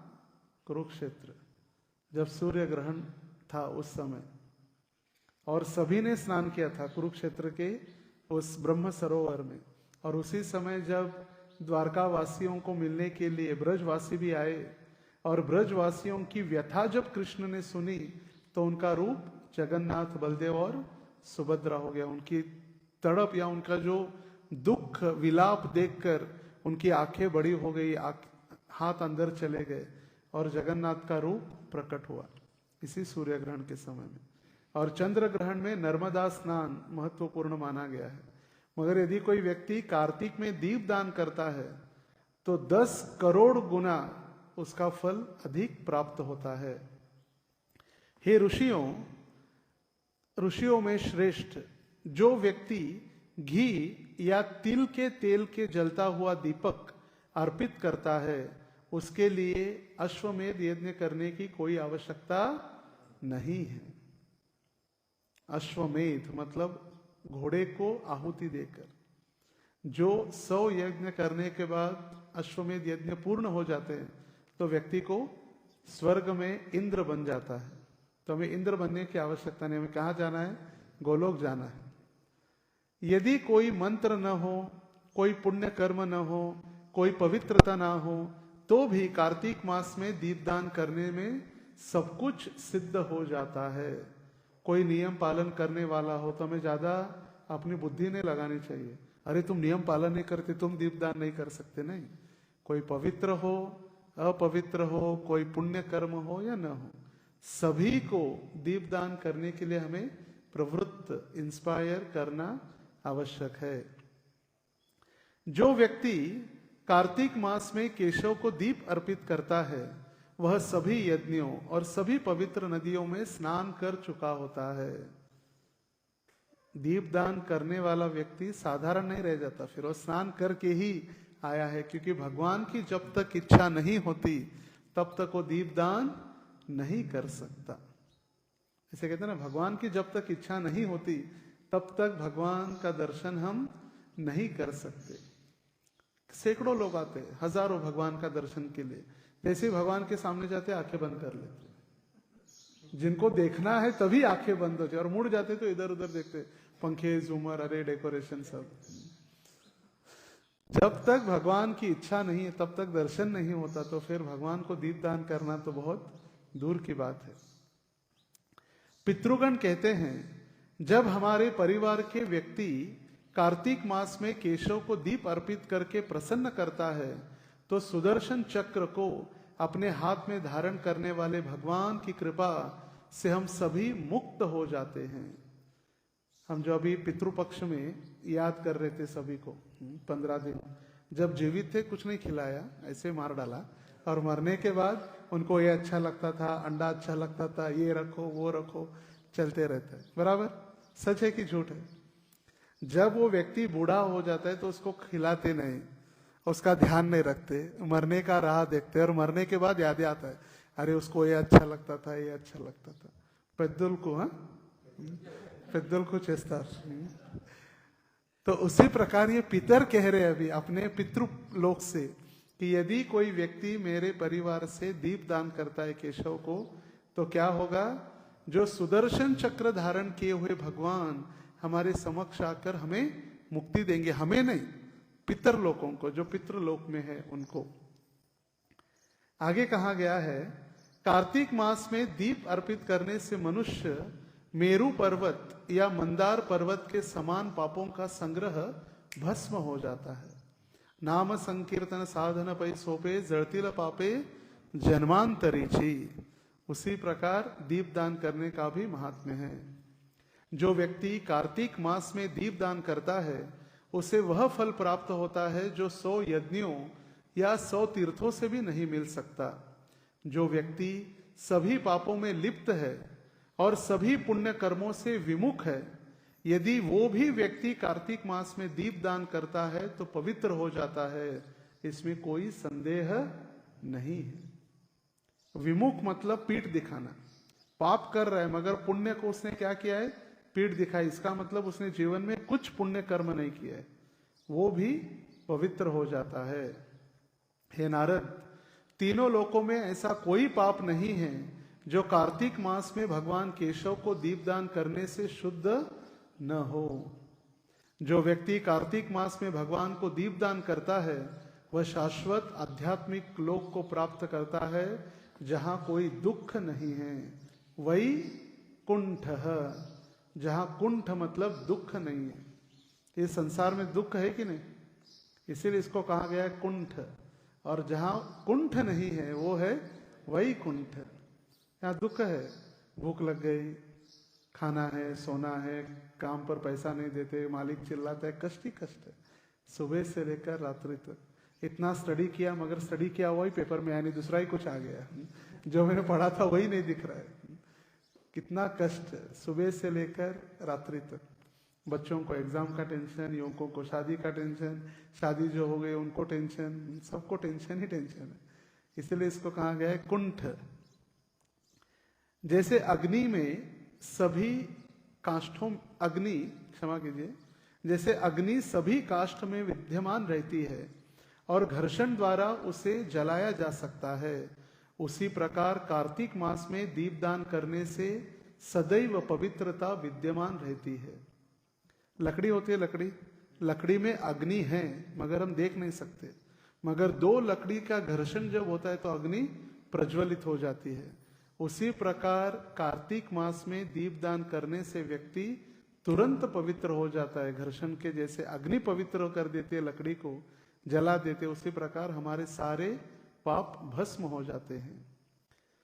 हे ब्राह्मणों के राजा, जब कोई कार्तिक मास की पूर्णिमा के दिन भगवान श्री कृष्ण को दीप अर्पित करता है तो भगवान श्री कृष्ण यह देखकर उसके पास उस दान को चुकाने के लिए पर्याप्त धन नहीं है, उस दीप के बदले में वे स्वयं को दे देते हैं। बस एक दीप का जो क्या कहते हैं रीएम्बर्समेंट, जब दीप दान कर रहे उसको चुकाने के लिए उनके पास धन नहीं है। जो अखिल ब्रह्मांड के स्वामी लक्ष्मी सहस्त्र शत संभ्रम सेव्यमानम, लाखों लक्ष्मी जिनकी सेवा करने के लिए हाथ जोड़कर खड़े हैं, उनके पास धन नहीं है। तो भगवान क्या कर देते हैं, स्वयं को ही उस भक्त को दे देते हैं। अहम भक्त पराधीन, और वही हमें चाहिए। बस बाकी कुछ मिले या न मिले, हमें कौन चाहिए, भगवान चाहिए। अहम भक्त पराधीन। जैसे हम सुनते हैं बालाजी भगवान आज भी कुबेर का धन वापस कर रहे, शादी में लिया हुआ इतना धन आने के बाद भी हर रोज वापस जा रहे फिर भी। और उनकी प्रिया जो कोल्हापुर में है, दशहरे के दिन उनके लिए भी वस्त्र इत्यादि। तो इस वर्ष जब साड़ी भेजी तो 1,28,000 की सिर्फ साड़ी थी। बालाजी की प्रिया, हरि प्रिया, हरि की प्रिया, इसलिए जो ट्रेन भी है उसका ट्रेन का भी नाम है हरिप्रिया एक्सप्रेस, कोल्हापुर तिरुपति हरिप्रिया एक्सप्रेस। तो भगवान देखिए कितने प्रेम कर, स्वयं को ही दे देते हैं। श्री कृष्णा कर्षिणी सह, एक दीप यदि कोई व्यक्ति सहृदय प्रेम से अर्पण करता है तो भगवान स्वयं को उसे दे देते हैं। जो व्यक्ति पूरे कार्तिक मास में केवल एक बार भोजन करता है वह प्रसिद्ध, शक्तिशाली और वीर होता है। तो अभी अलग अलग पुराणों के इसकी तो कोई किसी को शक्तिशाली वीर बनने की इच्छा नहीं है, सबसे मेन है कि हमें भगवान की प्राप्ति। हे नारद, मैंने स्वयं देखा है जो व्यक्ति कार्तिक मास में प्रसन्नता पूर्वक भगवत गीता का पाठ करता है वह जन्म मृत्यु के संसार में वापस नहीं आता। पुनर्जन्म न विद्यते। पद्म पुराण में कहा गया है जो व्यक्ति कार्तिक मास में भगवान श्री हरि को स्थिर दीप अर्पित करता है वह भगवान हरि के भव्य आध्यात्मिक लोक में लीलाओं का आनंद लेता है। स्थिर दीप मतलब कंटिन्यूअस, जैसे 9 दिन में चलता था ना, नवरात्रि में चलाते दीप जलाते तो कंटिन्यूअस में बुझने नहीं देते, ऐसे एक दीप यदि कोई रखता है तो वो भी भगवत धाम भगवान की लीलाओं का आस्वादन कर सकता है। सभी तीर्थों में स्नान करने और दान देने से प्राप्त होने वाला पुण्य फल कार्तिक व्रत के पालन से प्राप्त होने वाले फल से 10 करोड़वें भाग के बराबर भी नहीं है। अगर सारी तीर्थ यात्रा करे हम सारे संसार की, उसके 10,000 भाग करे, उसका क्षमा कीजिए हम जब दीप दान करते उसका हजारों करोड़ों भी अगर हो जाए तो उसका एक जो भाग है वो सारे तीर्थों में स्नान करने के समान है। जैसे कहते हैं ना, सारे तीर्थ बार बार गंगा सागर एक बार, तो कहीं जाने की आवश्यकता नहीं। तो दामोदर की जो दामोदर अष्टकम दीप दान है उसमें ही आनंद में हम आनंद कुंडे, उस आनंद के कुंड में गोते लगा सकते हैं। कार्तिक मास में दामोदर की पूजा करनी चाहिए और प्रतिदिन दामोदर अष्टक नामक प्रार्थना का पाठ करना चाहिए जिसे ऋषि सत्यव्रत ने कहा है और जो भगवान दामोदर को आकर्षित करती है। ये कौन कह रहा है? सनातन गोस्वामी हरि भक्ति विलास में कह रहे, इसीलिए हम ये करते हैं। ये शास्त्रोक्त है, किसी ने प्रभुपाद जी ने प्रारंभ किया तो है इस्कॉन में, मगर शास्त्र सम्मत है। हरि भक्ति विलास में इसका वर्णन किया गया है, ध्यान से सुनिए। किसने लिखा है? हरि भक्ति विलास में श्रील सनातन गोस्वामी द्वारा रचित, उनका आदेश है। भक्ति विनोद ठाकुर क्या कह रहे? कार्तिक मास में प्रातः काल स्नान करके भगवान दामोदर की पूजा करनी चाहिए। इसका मतलब क्या? हमें मंगल आरती में उपस्थित रहना है। रात्रि में घी या तिल के तेल से भरे हुए तेज दीपक जलाकर इन स्थानों पर रखना चाहिए। भगवान के मंदिर में, तुलसी के पौधे के नीचे और आकाश में, 3 स्थानों पर हमें दीपदान कर सकते हैं। भगवान के सामने, तुलसी के पास और आकाश में जहाँ चंद्र है या गोलोक धाम है वहां पर। कार्तिक मास में केवल शाकाहारी भोजन और भगवान का प्रसाद ही खाना चाहिए। ऐसे तो आशा है कि सभी प्रसाद ही खाते हैं, शाकाहारी है, फिर भी जो नहीं करता है उनके लिए निरंतर हरिनाम कीर्तन और स्मरण करना चाहिए। दामोदर व्रत के दौरान की जाने वाली एकमात्र क्रिया मतलब राधा दामोदर की पूजा है।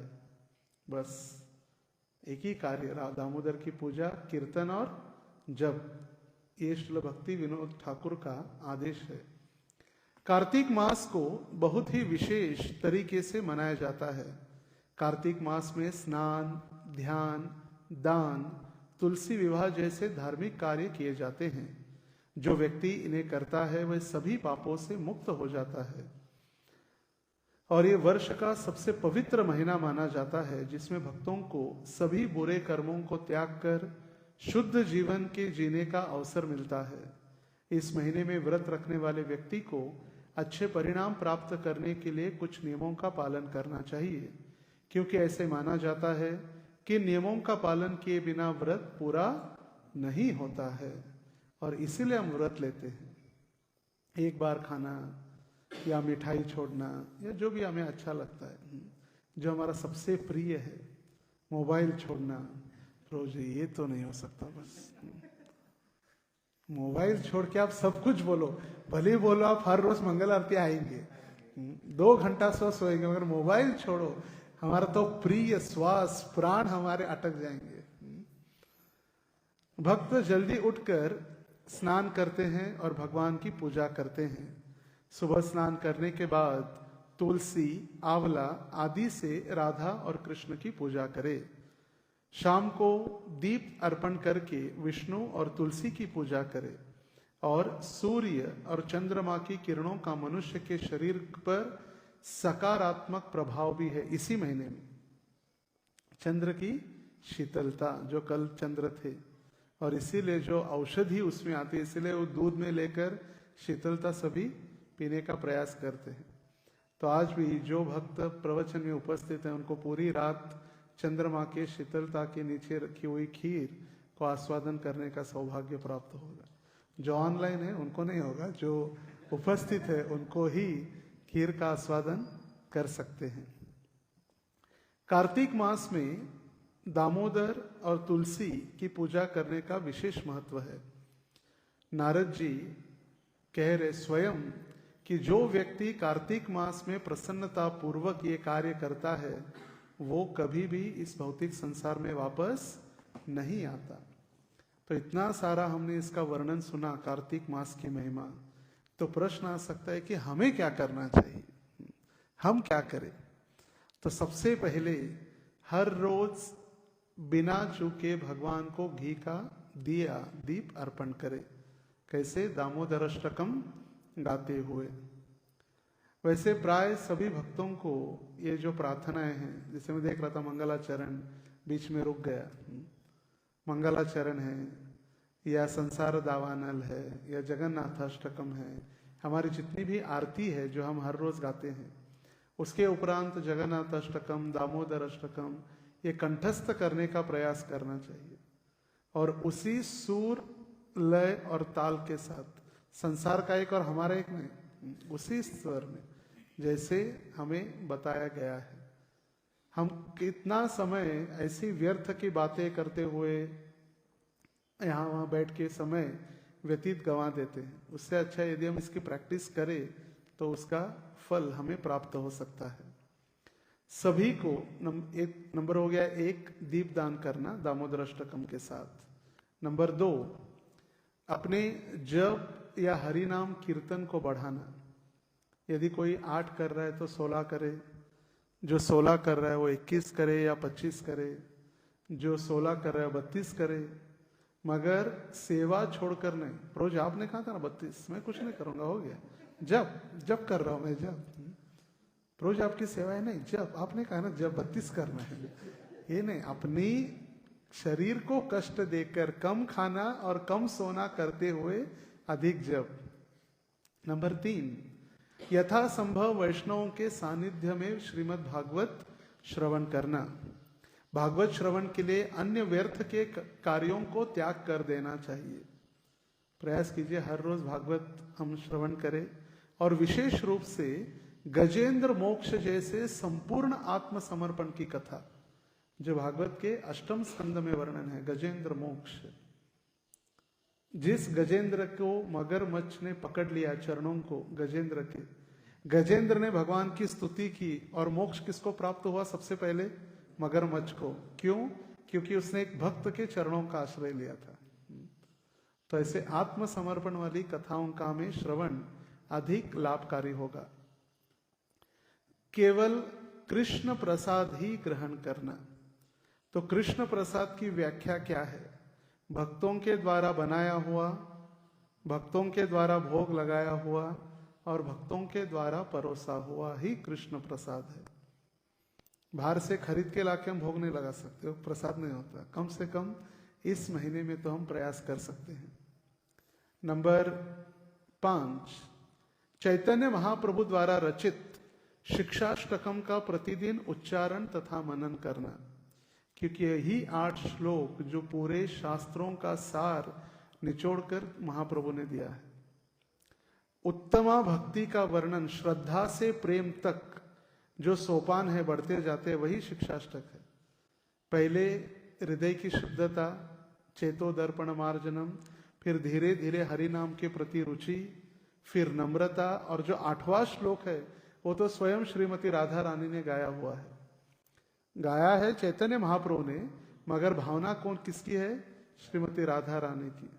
हे भगवान, आप मुझे दर्शन दे या दर्शन न दे, आप कुछ भी करने में पूर्ण समर्थ है, क्योंकि आप मेरे नित्य प्रतिबंध रहित आराध्य प्राणेश्वर है।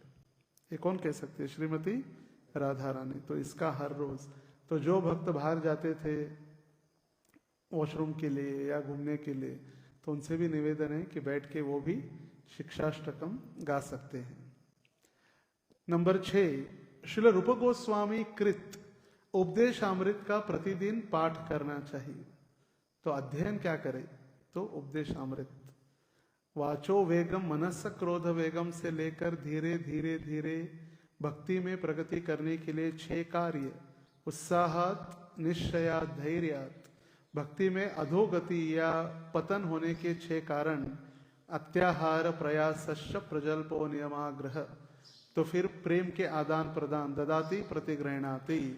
फिर कैसे हमें भक्तों को आदर देना चाहिए कि जो एक बार भगवान का नाम ले रहा है उसको आदर मन से करते हुए, जो दीक्षा लिया है वो अर्चा विग्रह की सेवा में लगा है, उनको दंडवत प्रणाम करते हुए, कृष्णेति यस्य गिरितम मनसाद्रियेत, दीक्षास्ति चेत प्रणतभस्त भिजंत मीशम, शुश्रूषया भजन विज्ञ मनन्य मन्यत, निंदादिशु नरुदमिप्सित संगलब्ध्या।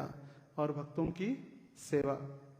और फिर धीरे धीरे धीरे मथुरा क्यों श्रेष्ठ है वैकुंठ से, फिर राधा कुंड की महिमा, फिर कौन ऐसा व्यक्ति है कि राधा कुंड के तट पर बैठकर भजन नहीं करना चाहता? वो तो कर सकते हैं, मगर सबसे मेन कंडीशन क्या है कि वाचो वेगम सबसे पहला है। तो ये इसका अध्ययन हर रोज। नंबर 7, तुलसी महारानी को प्रतिदिन जल तथा दीपदान करना चाहिए और प्रार्थना करनी चाहिए कि हमें श्री राधा कृष्ण के चरणों में सेवा प्रदान करे। मोर ये अभिलाष विलास कुंज दियो वास। विलास कुंज जो वृंदावन है, और सखीर अनुगत करो। आपकी सेवा में हमें अनुगत्य मतलब सेवा में लगाओ। नंबर 8, भगवान के लिए स्वादिष्ट पकवानों का भोग लगाना। हम कम खाए मगर भगवान को स्वादिष्ट अधिक भोग लगाना। ब्रह्मचर्य व्रत का पालन करना। 9वां, और 10वां है दैनिक जीवन में तपस्या का आचरण अधिक करना। जैसे जो 5 बजे उठते थे वो 4 बजे, जो 4 बजे उठते थे वो 3:30 बजे, जो 16 कर रहे थे वो 32 कर रहे थे वो 64। तो ऐसे अधिक जब अधिक आचरण, मगर ध्यान देना चाहिए सबसे महत्वपूर्ण, जब हम कोई भी व्रत तपस्या ले रहे हैं, भाव विभोर में आकर, भावावेश में आकर बहुत कठोर हमने नियम प्राप्त किया या संकल्प किया और 2 दिन बाद नहीं कर पा रहे, ऐसे न हो। जो भी हम संकल्प ले रहे, भले हमने 25 माला जप करने का व्रत लिया है हर रोज, 32 कर सकते मगर 25 के नीचे नहीं आना है। मिनिमम 25 करना ही है, उसको कहा जाता है व्रत। अगर हमने प्रयास किया है एक समय खाने का तो एक समय ही खाना चाहिए, तो फिर थोड़ा सा इधर थोड़ा सा, प्रभु जी द्रोण में प्रसाद है, द्रोण में, ऐसे नहीं, एक मतलब एक बार। तो जो भी, और सबसे महत्वपूर्ण है देश काल विभागवित, जो भीष्म पितामह कहे, समय काल और परिस्थिति के अनुसार अपने शरीर, अपनी बौद्धिकता और अपने शरीर की शक्ति के अनुसार।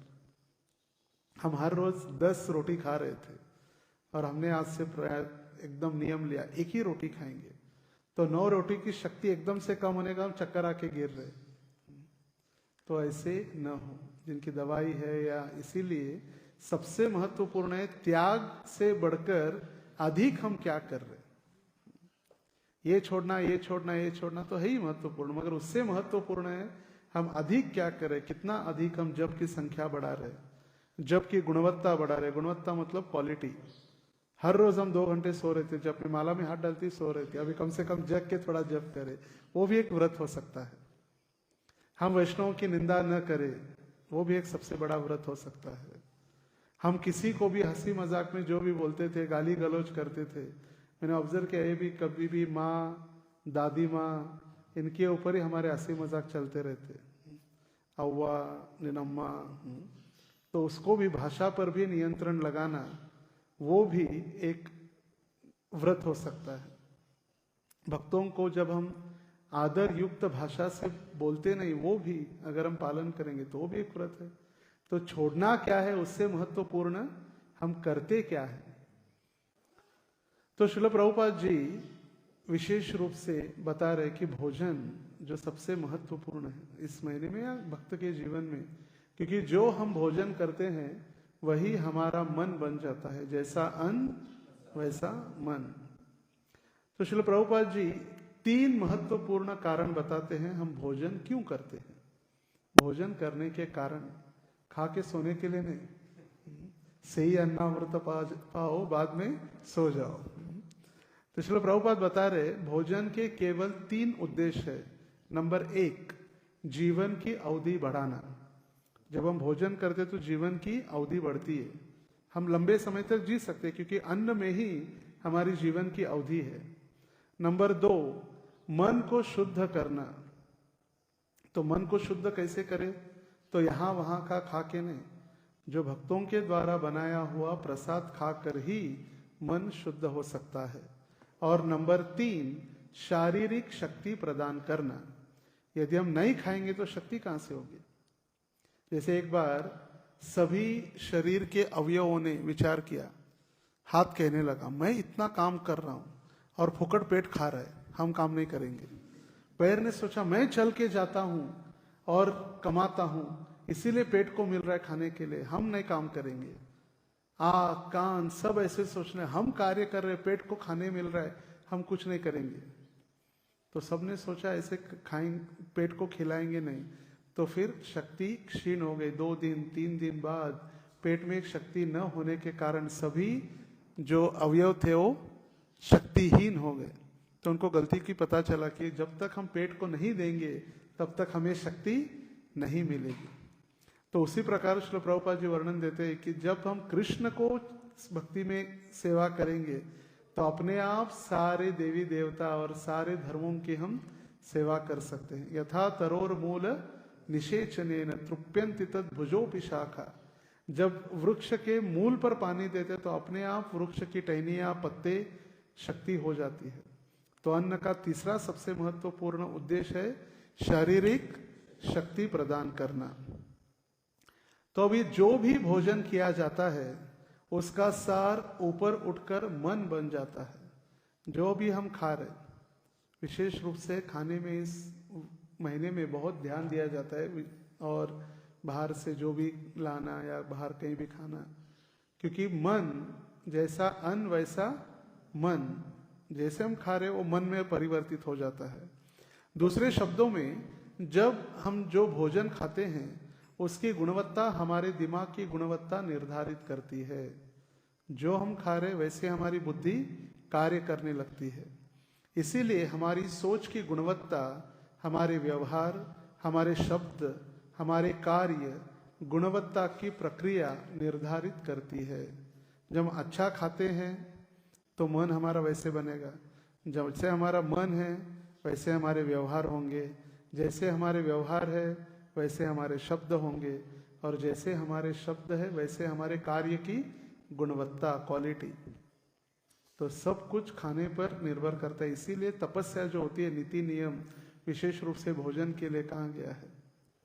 और यदि समग्रता में हमारा स्वभाव कहलाता है, जैसे habit is the second nature, जो हमारी आदतें हैं वही हमारा स्वभाव बन जाता है।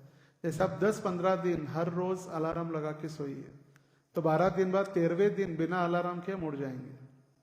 आदत, जो हमने कहा, जो हमारी habit is the second nature, हमारा स्वभाव ही ऐसे बन जाता है। तो अच्छा भोजन इन सभी की ओर ले जाता है और शुद्ध पोषण, शुद्ध स्वभाव प्रकट होता है। आहार शुद्धो सत्व शुद्धि ध्रुवा स्मृति। जब आहार शुद्ध होता है तो हमारी चेतना शुद्ध हो जाती है और हमारे कार्य शुद्ध हो जाते हैं। और इससे पता चलता है कि व्यक्ति कैसे शुद्ध हृदय वाला है। एक व्यक्ति को कहते हैं this is very fortunate soul, या पवित्र आत्मा है। कैसे समझा जाता है पवित्र आत्मा को? उसके वस्त्र से, कपड़े से नहीं, उसकी भाषा से, उसके आहार से। जो व्यक्ति प्राणियों को काट कर खा रहा है कहां से पवित्र बनेगा? जो मांसाहार कर रहा है कहां से पवित्र बनेगा? जो भी अनाप शनाप चीजें खा रहा है कहां से पवित्र बनेगा? तो पवित्र वही व्यक्ति बनता है जो अच्छा उसका भोजन है। और इसीलिए क्यों भोजन महत्वपूर्ण है, इसका वर्णन जो हमने कहा कि उसका उत्तर क्या था प्रश्न? विचारों का उपवास। क्यों? ये हमारे भोजन के ऊपर निर्धार करता है। तो भोजन उपवास करेंगे, हम ठीक से खाएंगे तो हमारे विचारों का भी उपवास हो जाएगा। और इसके लिए श्रील प्रभुपाद जी भागवत के प्रथम स्कंद के 3 अध्याय के 44वें श्लोक में वर्णन करते हैं। ये प्रभुपाद जी का तात्पर्य है। Canto 1 chapter 3 text number 44। तात्पर्य, व्यक्ति को वास्तविक ध्यान पूर्वक भागवत सुनना चाहिए। जब हम कथा में बैठते हैं, हम कथा क्यों ध्यान पूर्वक नहीं सुन पाते, इसका वर्णन प्रभुपाद जी कर रहे। भक्ति को, एक भक्त को श्रीमद् भागवतम ध्यान पूर्वक सुनना चाहिए, और तब उसे तुरंत प्रत्येक पृष्ठ में भगवान कृष्ण की उपस्थिति का एहसास होगा। He can see Krishna in every page of Shrimad Bhagavatam. जब वो ध्यान से बैठकर भागवत सुनेगा या कथा सुनेगा, तभी उसको कृष्ण का दर्शन हो सकता है भागवत के पन्नों में। भगवान को जानने का रहस्य यहाँ बताया गया है। जो व्यक्ति शुद्ध मन का नहीं है वो ध्यान नहीं दे सकता। जो भागवत ध्यान पूर्वक नहीं सुनता, इसका मतलब उसका मन शुद्ध अभी तक नहीं है। कोई व्यक्ति मन से शुद्ध नहीं हो सकता जब से वो कर्म से शुद्ध नहीं है। उसका मन कब शुद्ध होगा? जब उसके कर्म शुद्ध होंगे। कोई व्यक्ति कर्म से शुद्ध नहीं हो सकता जब तक वो खाने, सोने, eating, sleeping, meeting and defending, जो 4 चीजें बताए प्रभुपाद, खाना, सोना, डर और भोग, इसमें शुद्ध नहीं है।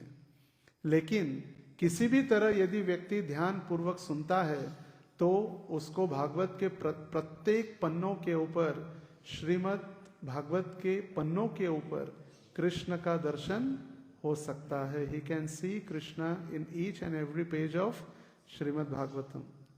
सिर्फ ध्यान पूर्वक सुनने से। और ध्यान पूर्वक सुनने के लिए क्या करना है? सबसे पहला हमारा आहार, फिर हमारे मन का उपवास, फिर हमारी स्थिरता, फिर स्थिरता से बैठ के हम भागवत हम सुन सकते हैं। हमारे कार्य, आहार, फिर मन, हमारे कार्य और हमारी स्थिरता। तो इस शुभ महीने में हम क्या वैष्णव गुण पालन कर सकते हैं सभी के लिए, इंक्लूडिंग मी। ऐसे नहीं कि मैं बता रहा तो मैं इन गुणों से परे हूं। तो सबसे पहले हम प्रयास कर सकते हैं आज्ञाकारी बनना। आज्ञाकारी, तो आज्ञाकारी मतलब क्या है? गुरु के प्रति सम्मान और प्रेम, जिज्ञासु, विश्वासु और ईमानदार, किसी को फंसाएंगे नहीं। क्या व्रत लेना है तो हो गए, मगर ये सबसे महत्वपूर्ण व्रत हम भक्तों के लिए है। गुरु के प्रति सम्मान और प्रेम, जिज्ञासु, विश्वास और ईमानदारी, सत्यनिष्ठ मतलब सत्य के मार्ग पर, समर्पण और अपने स्वतंत्रता का त्याग, अपने इंडिपेंडेंस का त्याग। वो लगता है कोई हमें पूछने वाला न हो, कौन क्यों हमें पूछ रहा है, क्यों ये बताया जा रहा है। तो ये स्वतंत्रता से हमें परित्याग। तो आज्ञाकारी में क्या क्या पॉइंट्स आ गए? 5। नंबर 1, गुरु के प्रति सम्मान और प्रेम। नंबर 2, जिज्ञासु, विश्वास और ईमानदारी। नंबर 3, समर्पण मतलब शरणागति। नंबर 4, सत्यनिष्ठ होना मतलब सत्य के मार्ग पर चलना। और नंबर 5, स्वतंत्रता का त्याग करना। ये आ गया आज्ञाकारी बनना। आज्ञाकारी मतलब हाथ जोड़कर हाँ करेंगे, ये उसके अंदर ये 5 श्रृंखलाएं हैं। नंबर 2, अनुशासित जीवन जीने का प्रयास। अनुशासन, डिसाइपल मीन्स डिसिप्लिन। डिसिप्लिन शब्द से डिसाइपल आता है। तो अनुशासन जीवन में हम क्या कर सकते हैं? Discipline life. नंबर 1, सफाई रखना अपने जहां पर हम हैं। जैसे उठ गए बेड से, लात मारकर बेड फेंक दिया नहीं, उसको उठा के वहां पोछा लगाना, सफाई। फिर समय की पाबंदी, हम एक दिनचर्या बनाए, कैलेंडर, डेली स्केड्यूल, क्या कहते हैं उसको, time table, daily time table या स्केड्यूल जो भी है, हम क्या पालन करना है उसका। फिर दृश्यमान साधना और स्वाध्याय। दृश्यमान साधना मतलब सभी भक्तों के साथ बैठकर, दृश्यमान दिखाने के लिए नहीं, मगर सभी के साथ बैठकर, एकांत में नहीं। विजनरी, विजन, हम सभी के साथ बैठकर जप और साधना करें। एकांत में जाकर हम फिर चले जाते 2 मिनट के लिए, फिर 2-2 घंटे आते नहीं, क्योंकि माया फिर वहां बैठी है, आ जा, बेड का उपयोग कर ले, बहुत थका होगा, थोड़ा सो ले। इसलिए भक्तों के सानिध्य में नियमित आदतें, मतलब स्केड्यूल में आ गया, कब खाना है, कब सोना है। प्रभु जी मैं मंगल आरती उठा, सो गया, पता ही नहीं चला 3 घंटे कब सो गया मैं। दोपहर में खा के सो गया, डायरेक्ट में 6 बजे उठ गया। नियमित आदतें, तो आदत हमें समय पर लगाना। संतुष्ट, प्रसन्न रहना। पारदर्शी और विनम्र, कोई भी गोलमाल नहीं, पारदर्शी, जो मन में है वही बाहर भी है। मुंह में राम बगल में छुरी नहीं। नंबर 6, पद और प्रतिष्ठा से विरक्ति, हमें ये चाहिए वो चाहिए। 1 महीना पूरा 100% भगवान के प्रति शरणागति। नंबर 7, विपरीत लिंग से ईमानदारी से दूर रहना, मतलब जो पर स्त्री पर पुरुष से ईमानदारी से, चिंतन भी नहीं और दूरी। तीसरा है, ये हो गया अनुशासन। अनुशासन के अंतर्गत कितने आ गए पॉइंट्स? 7। समय, पहले स्वच्छता और समय की पाबंदी, फिर मूल्य साधना, दृश्यमान। नंबर 3, नियमित आदतें। नंबर 4, संतुष्टता।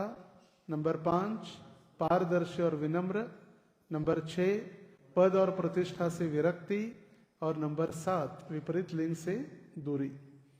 अभी आज्ञाकारी हो गया, अनुशासन हो गया, अभी सेवा।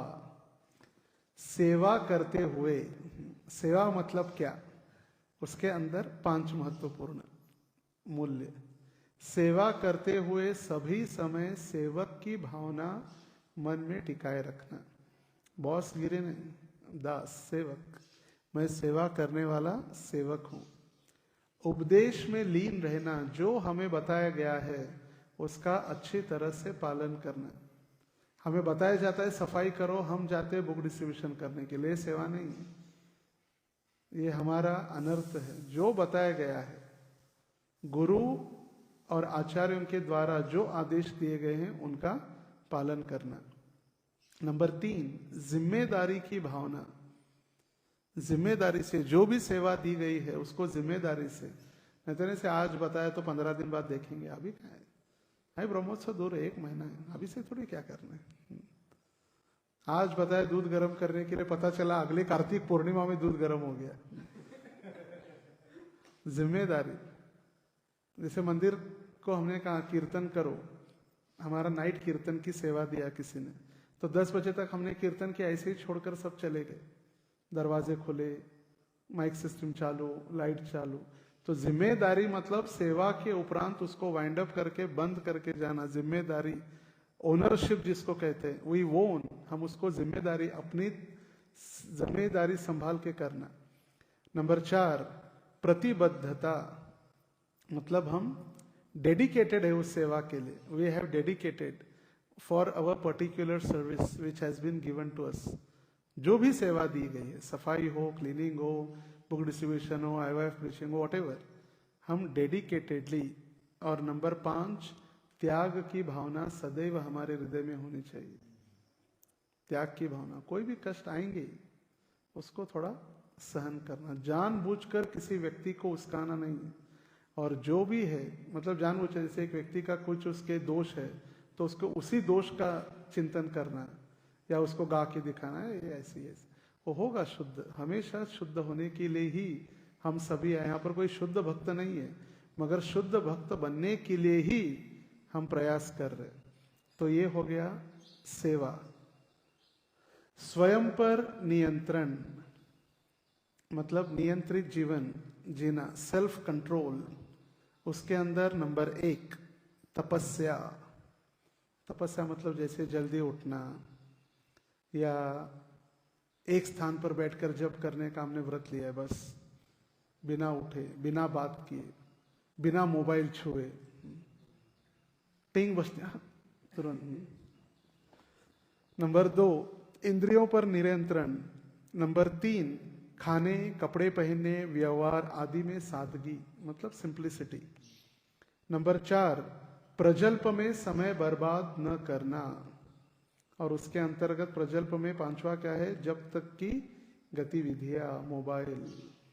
मोबाइल सबसे बड़ा घातक है हमारे जीवन में। और नंबर 6 परिपक्व, शांत और समझदार व्यक्ति बने रहना। ये हो गया सेल्फ कंट्रोल।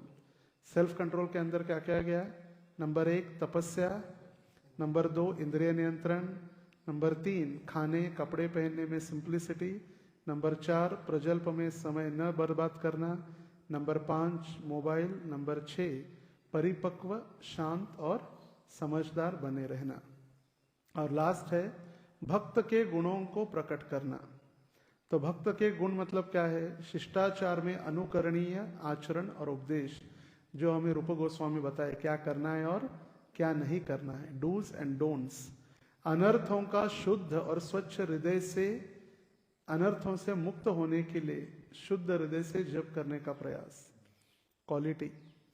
और तीसरा विनम्र, सहनशील, दयालु और धैर्यवान बने रहना।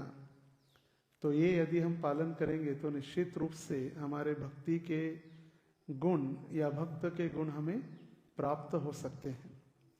तो जो भक्त पूरा महीना नहीं कर सकते, तो 5 दिन भीष्म पंचक जो इस वर्ष है 12 से 15 नवंबर, उत्थान एकादशी से लेकर पूर्णिमा तक 4 दिन का भीष्म पंचक है, 12, 13, 14 और 15। तो ये 4 दिन हम उपवास या कठोर और तपस्या कर सकते हैं। जैसे भीष्म देव ने शरीर त्याग करने के पहले ये तपस्या की थी, इसको भीष्म पंचक कहा गया है। तो भीष्म पंचक ये भीष्म देव ने भगवान नारायण की या विष्णु की प्रसन्नता के लिए किया, इसलिए भीष्म पंचक या विष्णु पंचक नाम से भी ये प्रसिद्ध है।